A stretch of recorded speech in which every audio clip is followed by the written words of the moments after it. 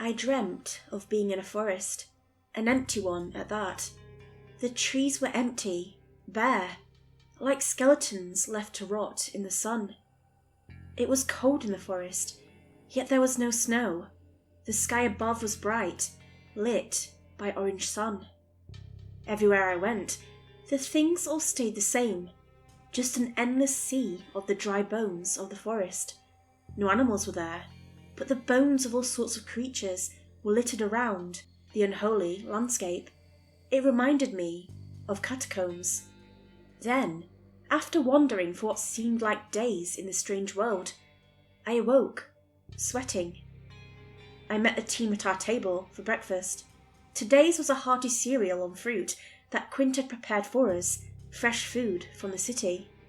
"And so I jumped off the cliff into the fresh water. I blessed the water and killed that demon," said a voice. I looked to see Priest Grayson talking about his adventures with Canopy and Cassie.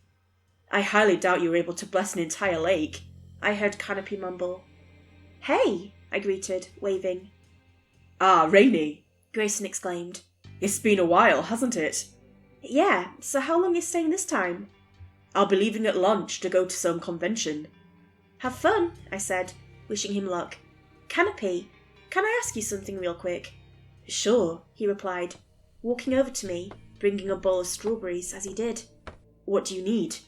"Do you remember those masked people that we saw out near the woods yesterday?" "Yeah, creepy. I got the Watchtower Central Command to get a team to guard Artemia." "Remember that story you told me about your friend's disappearance? The one with the coffin?" I asked.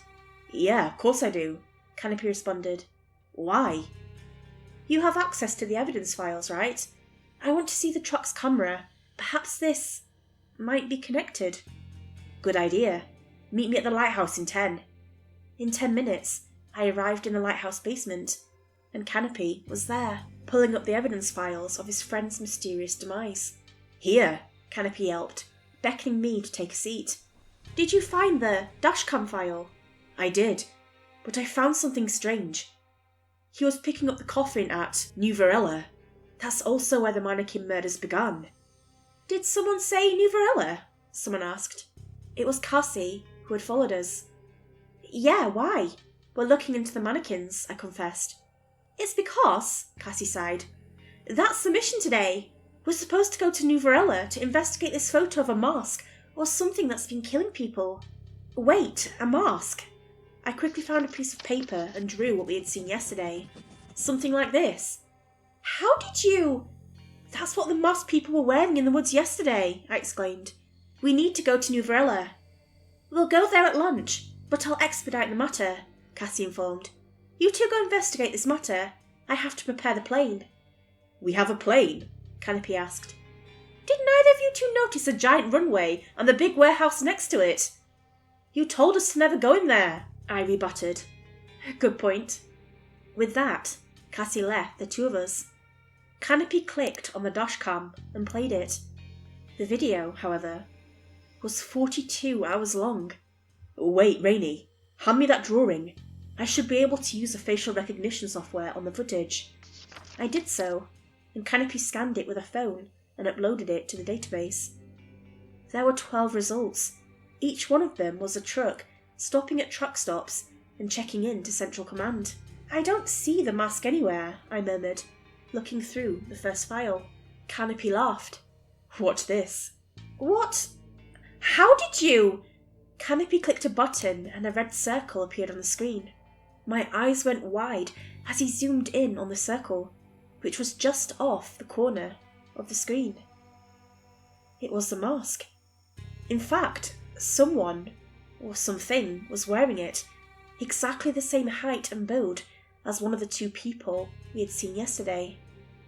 But what sent the real shivers down my spine was the fact that the masked person seemed to be looking right at the camera.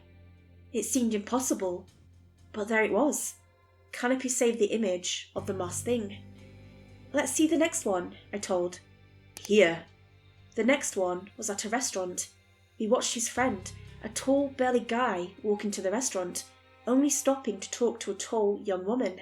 Canopy clicked the A key, and the red circle zoomed in on a tree the opposite side of the restaurant, where there was a forest.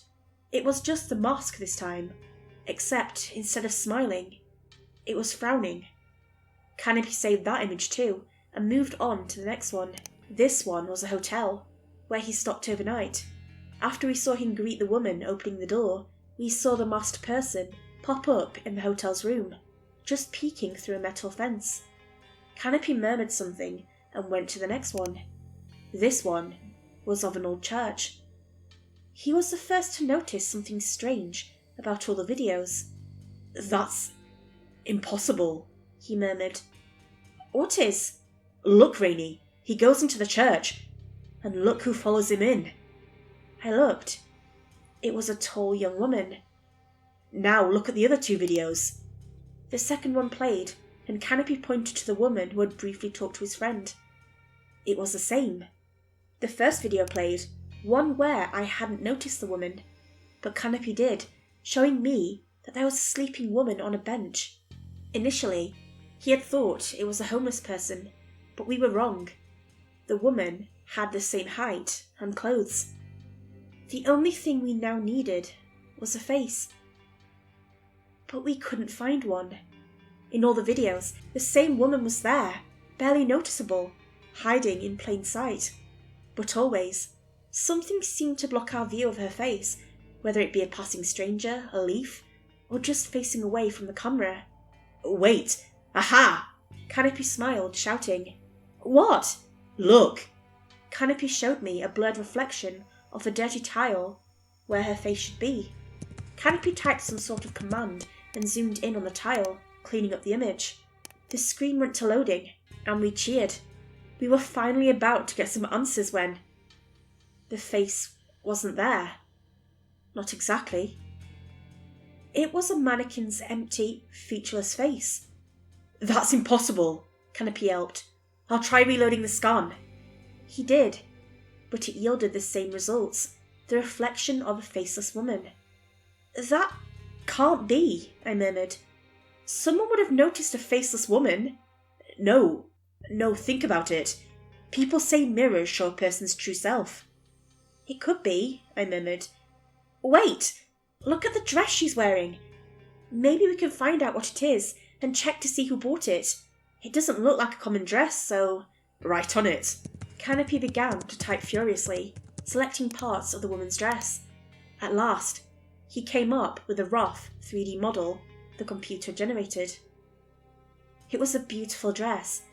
It had these strange patterns, like trees repeating over and over, only if you looked at it a different way, they looked like people. Furthermore, the colours were these vibrant mixes of greys and reds, and it was unlike anything I'd ever seen before. Canopy clicked another key. "Okay, I'm matching the dress to the internet," he explained. "Good."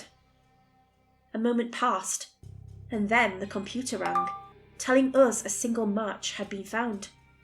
It was a dress called the Unity. But it didn't make sense at all. The dress wasn't supposed to exist yet.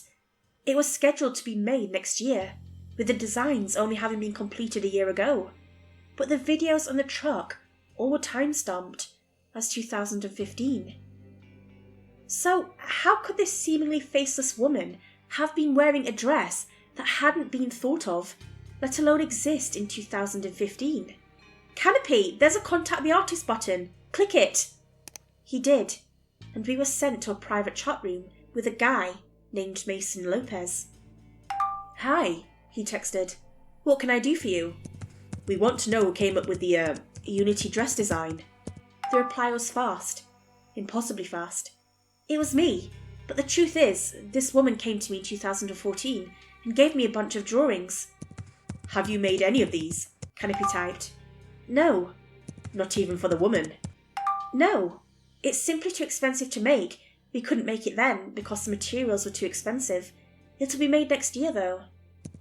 "Who's the woman who gave you the design?" "Maisie Krylov." Before Canopy could text another question, the chat room vanished and we were sent back onto the website. But this time, the Unity dress was gone. It was instead replaced by this pretty dress covered in roses. I read the name of the website, Arcos Studios. That name felt eerily familiar, and then I realised it. I had heard it on the news. Canopy, this store doesn't exist anymore, I told. I read on the news that they closed down after being sued. I found something else, Canopy began. Look at the locations section of the website. It listed 3 locations, but 2 of them were blacked out. But the last remaining location scared us enough. It was none other than Neuvarela. Next, I searched up the name Mason Lopez, the designer for the dress. He's dead, I murmured. Who? Canopy asked. Mason Lopez. He went missing last year, just straight up vanished from his own house. Police found his blood in an abandoned school's pool nearby. It was all of his blood, according to a lab tech. He's for sure dead.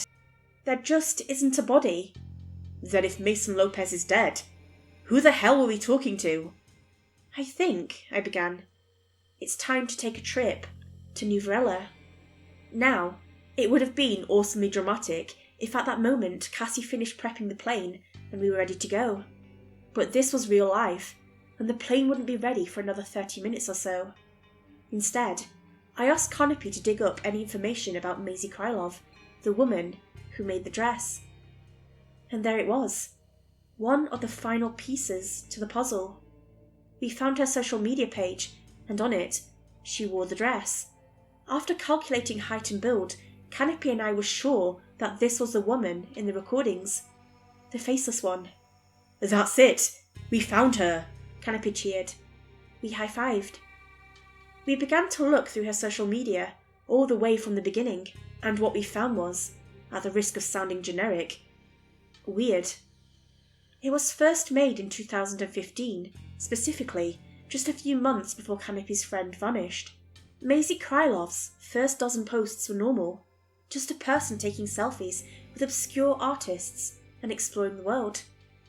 Then came the first of the weird posts. She claimed she had found a strange book somewhere in the forests of China. She wouldn't explain where exactly she had got it though. There was a photo of the book. It was large, a deep blue and red. There were symbols, a large trident-like one in the centre that looked like a scorpion, and more around it. The sight of it seemed to convey power and fear into my very soul. Maisie Krylov, on the post, said that the book told her this story about another world where everything looped around itself, empty, yet filled with the ordinary. She said the book called the place the Unity. Her next posts were just a series of words, repeating over and over, just saying one over and over again. One of the posts, however, was different. Instead of ending with the same word, it ended with the word internet. After that, there was just a series of seemingly random posts of locations. Locations, that Canopy noticed, were all places where mannequins had been found during the murders. Her final post was of a drawing of the Unity dress and how she would one day bring it into the world. And that was it. And then, just as we closed all the tabs, Cassie told us that we were all ready to go. It was time to truly uncover what the hell was going on.